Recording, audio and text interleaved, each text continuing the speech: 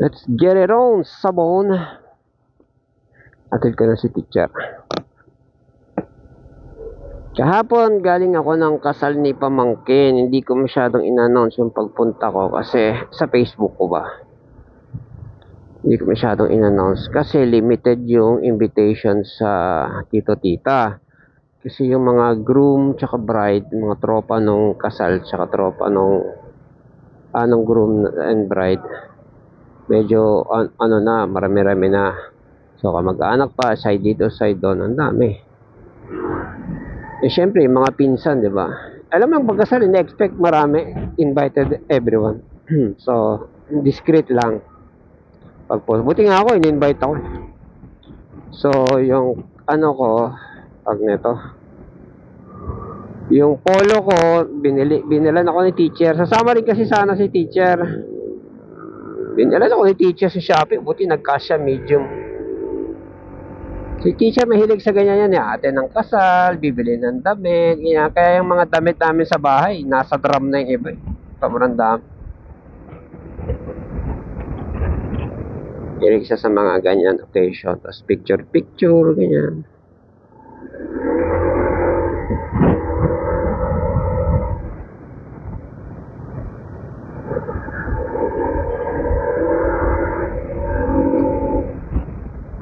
Ang mura naman ang bili niya sa Volkswagen, 57. Mahirap nga lang ng piyesa ng super.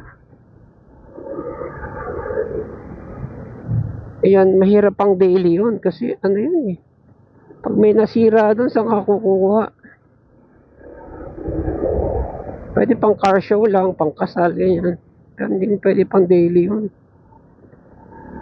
O maputulan ka ng fan belt nun eh, walang kasukat, magpapasadya ka pa something ano lang, imagine ko lang. Pero astig, di ba? Nakakatuwa si pamangkin.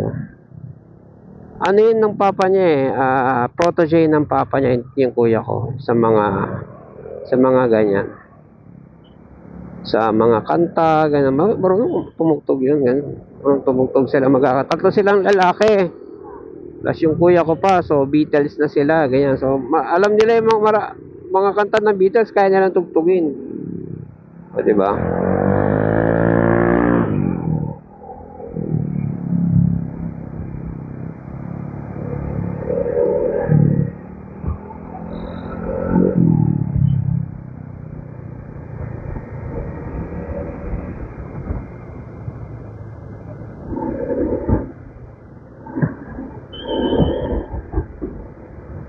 So yung asawa niya, yung pinakasalan niya, high school sweetheart, tapos parang nawala dahil gumraduate na ng high school. Nung college, nagkita uli, kita mo naman, small world.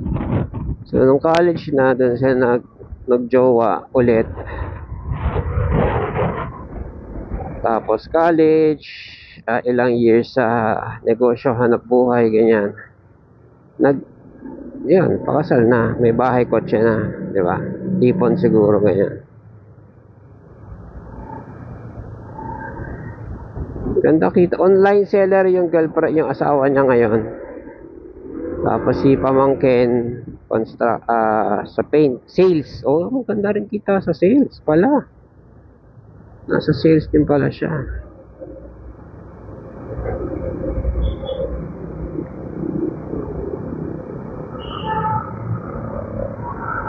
So ngayon, half day lang klase kasi 31. Maaga-aga ako susunduin si teacher.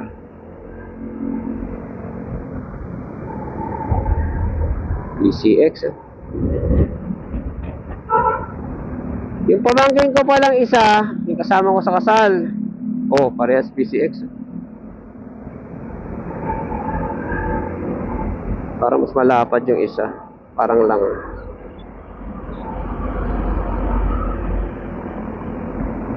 Pamangkin kong isa, yung umati ng kasal, kapatid siya ng kinasal. May Honda ADV 150, yung 2022 model. Tapos nagkukwentuhan kami tungkol sa Honda. Hindi ko sinasabi sa kanya na meron na rin kami ni teacher. Kasi nga, yung client, si engineer, hindi pa bayad. O malalaman ng kuya ko. Sabihin eh, oo, ba't may pambili ka motor, di mo inabonohan utang ni engineer. Grabe naman kasi laki ng utang ni engineer. Kano yun? 100, almost 200.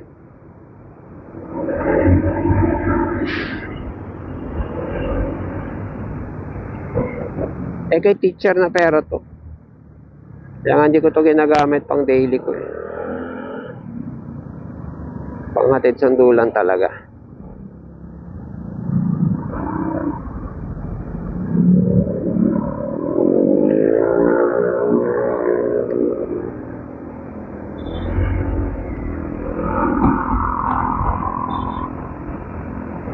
Pag may pulis doon, pinapakanan niya yung mga motor.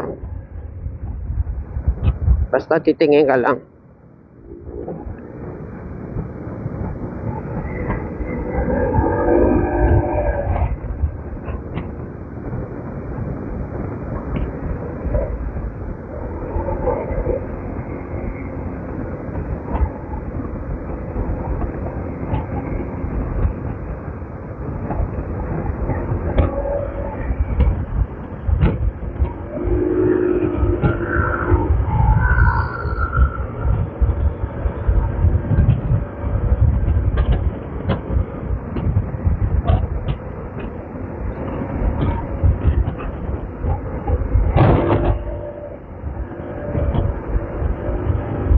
So hanggang 60 kph lang pala dito. Lumilipad ako dito nung nakamotor ko.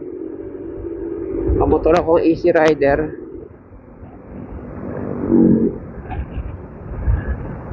$150 rin pala yun yung lipan. Bigat nun. Tapos 150.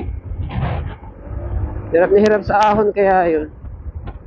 Kasi Easy Rider siya. Tapos mabigat pa. Okay. Bagal lang sa ahon eh. Sumulong.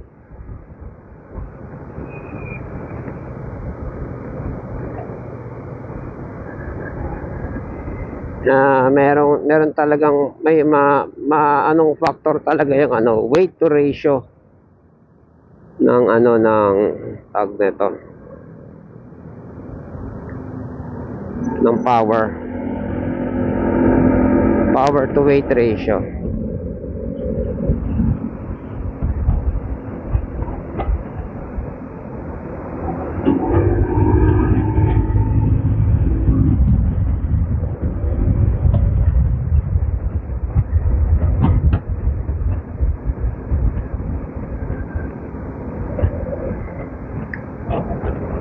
Eh, nang maayos ako ng upo, hindi siya malikot. Sa Quezon, di mo pwede gawin yun.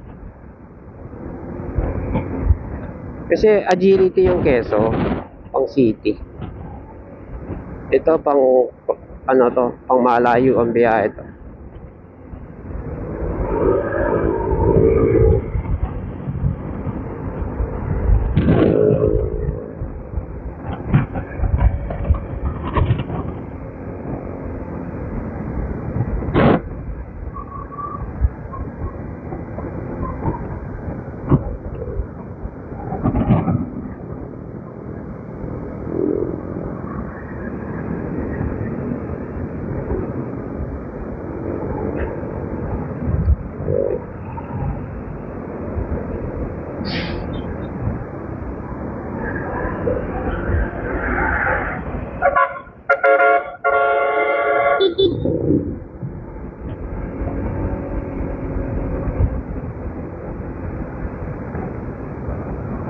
Hindi ko talaga mahanap yung kalampag ng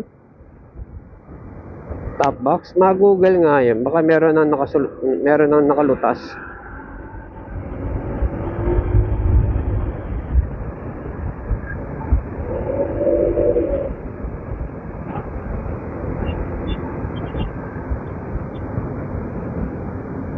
Nakaka-bother. Parang may maluwag na malalaglag, alam mo yan. Kasi kwento ni pamangkin, may mga incident na raw na nahuhulog sa highway, yung top box. Siguro hindi na ilak yung sa baba, ganyan, di ba? Yung lock nito taas baba eh.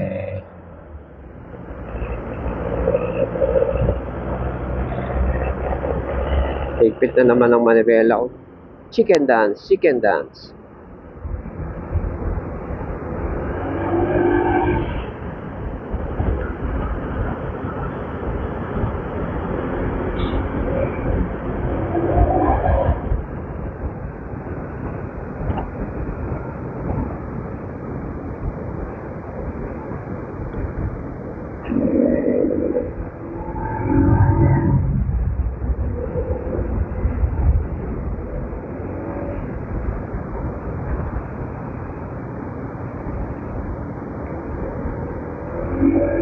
Pag mga ganyan, mapapansin mong kakaliwa, no, magsisignal o hindi, pag nyo overtaken, kahit matuling ka pa,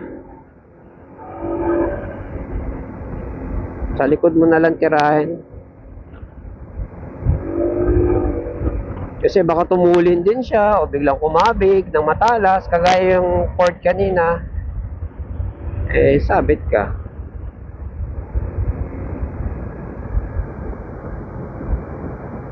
Pagiging mainit ng ulo, maikmit siya lang ng buhay, men. Dito ako nang gigigil pag keso, eh, no?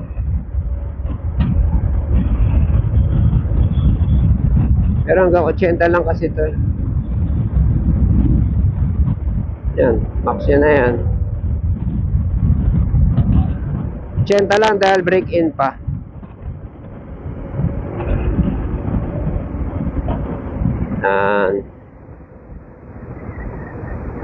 Eh napakarami naman kasing pinsan ni pamangkin. Medyo malaki din kaming angkan.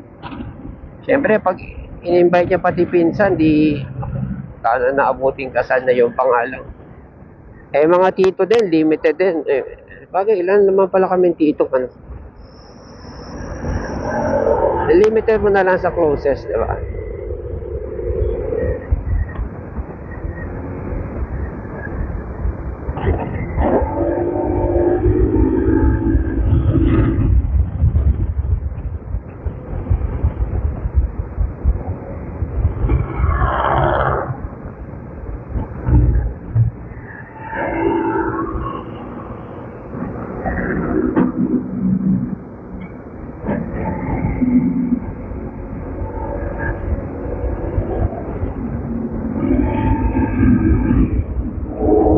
You know,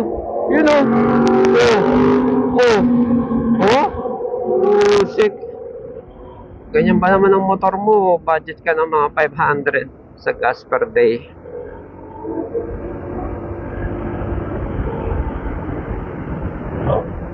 Sabi ni Reed, sabi niya tungkol sa H2 niya na motor, masasatisfy yung craving mo for speed. Oh, di ba? Craving for speed. May nakakita na ba sa inyo in person kung paano maghataw si hataw, hindi bomba, paano humataw si Reed? Kasi dun sa video, pag yung binibira niya yung silinyador, tingin ko umaangat yung gulong sa harap, eh. POV kasi yung camera niya, di ba? Tingin ko talaga umaangat yung gulong sa harap. So nagpapaangat siya. Tsaka ganun kalakas yung H2, di ba? Pag binira mo, angat talaga yung gulong.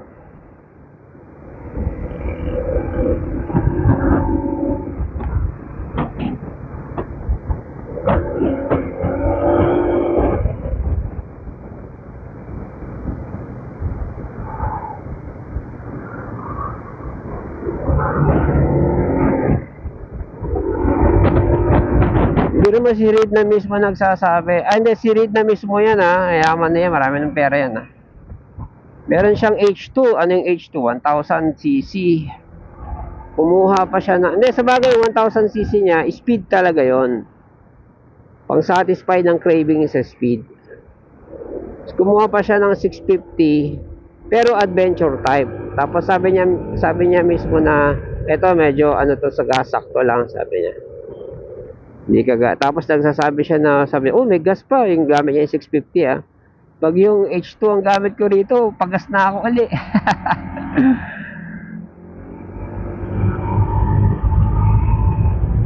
Ilan ba yung H2? 4 cylinder? 4 cylinder ba, no? Parang kotse na yan, di ba? Bibirahin mo pa ng bibirahin, basta naman ang gas mo na tao.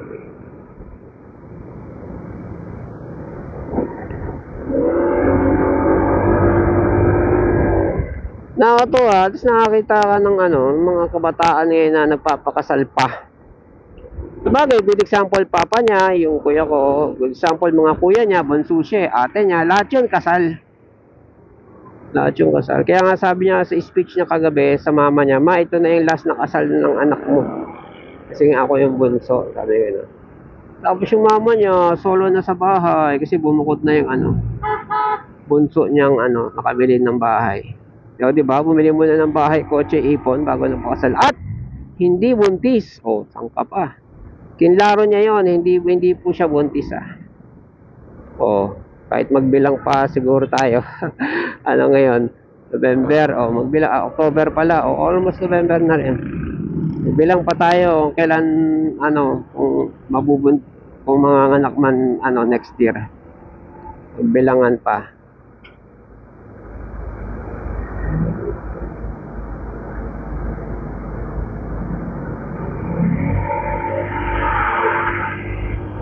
Mga babae ng mask ko kakasalita.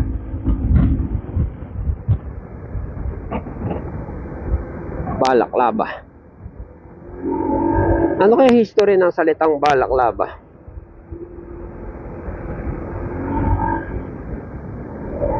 Nag-ano si teacher kasi nag-post ako. Sabi niya, ano nakain mo? Sa post ko, pinicturean ko yung pantalon kong formal, yung polo na long sleeve na bagong bili sa Shopee, na walang laba-laba, diretso plancha, ganyan. Sabi ko, tingnan mo naman binilhan na ako ng polo, pinagplancha pa ako. Di ba? Sabi ko, love na love ako talaga ni teacher, sabi ko. Tapos yung tsinelas ko pa, naka-arrange kahit nagmamadali na kami, yung tsinelas na pang bahay ba. Nando doon, nakapila doon sa pinto, pinicture. Di nag-heart ganyan yung mga pamangkin ko. Mga babae, mga nag-heart Nag-heart ganyan, heart ganyan.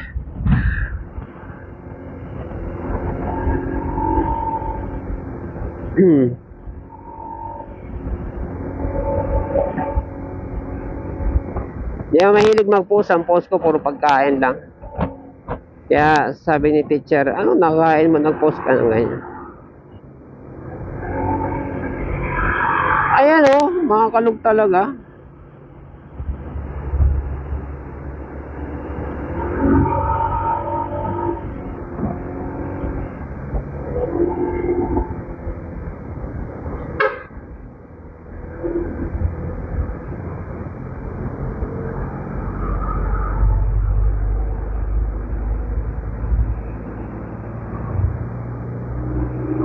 Tayo mag-U-turn para safe.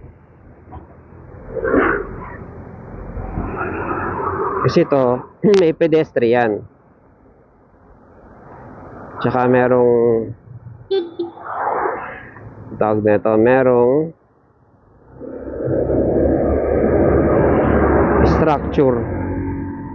Tsaka broken yellow.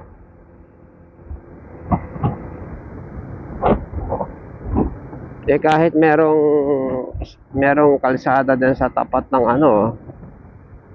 yan blind curve yan, double yellow pa. Yung kapitbahay namin na disgrasya dyan, talo. Although walang lisensya, ang daming kasalanan. Puta, mulas ba ako ang daming kasalanan ng ng bumangga sa kanya. Number 1, walang lisensya yung driver. Number 1. Tapos pa?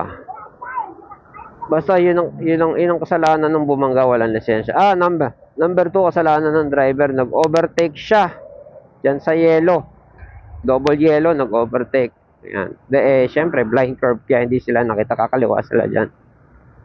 So ang daming kaso nung nakabangga, di ba? Tapos bumulagta sila diyan, walang malay yung mag-asawa. Ngayon, hindi sila nanalo kasi number 1, yellow lane. Maliwa sila. Tapos parang wala pa nga silang mga helmet kaya sila nabagok Ngayon, buhay naman sila pero nadali yung balakang yung spinal ng babae. Tapos etong diyan, yung lusot nung nakabangga kasi paglabas nung nakabangga, ang lumabas yung tatay. Pero may nakakita na na hindi ay sayang tanim ko yun. Tawag nito, hindi lumabas yung tatay. May nakakita na hindi yung tatay na lumabas yung nagdadrive, yung teenager yung nagdadrive. Noon.